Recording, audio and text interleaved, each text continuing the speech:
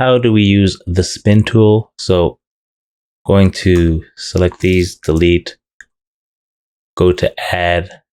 I'll just add a cube. You go to edit mode. I'll choose face. I'll just select left click hole, select box, make sure it's select. I'll choose the box on top here, just the face on top. You'll have the spin tool right here. Again, you could drag it out if you want to see the names, or put it back and just float over and you see the name. If you have the spin tool, you get this weird looking manipulator. I think Blender, I don't know if there's any other 3D software that have a tool that like this, or at least works the same way as this. On the top here, you'll see the axis. So right now it's spinning. If you look on the z-axis here, so it's spinning about or around that z-axis like this. Let's say I want to spin it because I select the top view. I want to spin it about to see the y-axis. I want to spin it around there, around this y-axis here. So I'll select Y. And you could choose your views here. Like if I click the Y here, go into that view. I'll hold middle mouse button, click, hold it and click and go back around. I could also hold Alt and then rotate, let go of my middle mouse button, rotate, let go of my middle mouse button, rotate to snap to different views. Look at the views up here. See, I can snap to, let's see, now I'm in my front view.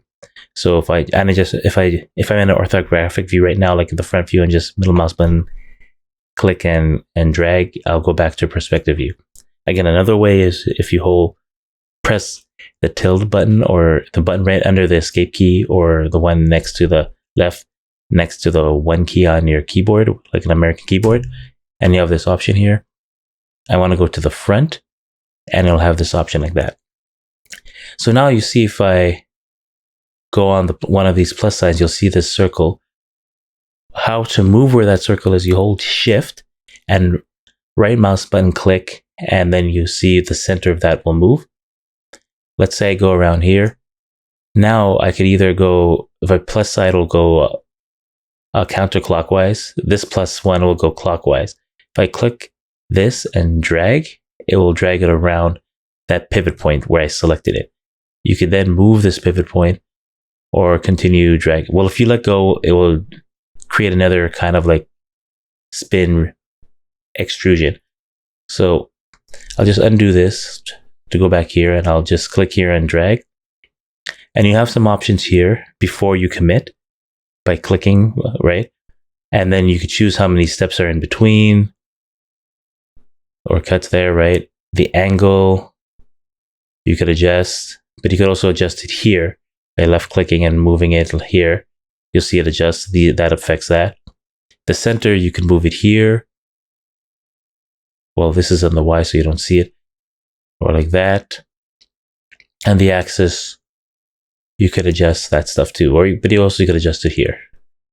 Thank you for watching. Remember to like, comment, subscribe, and hit the notification bell.